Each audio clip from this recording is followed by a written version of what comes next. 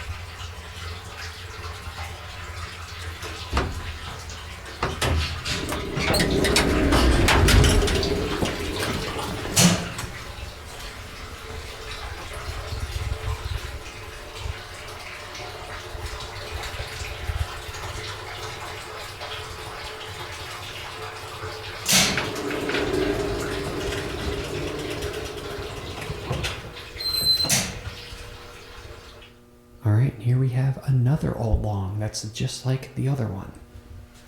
Here's the controller right there. Also appeared to be a replaced pump. And of course we've got a long with C.J. Anderson. My second one.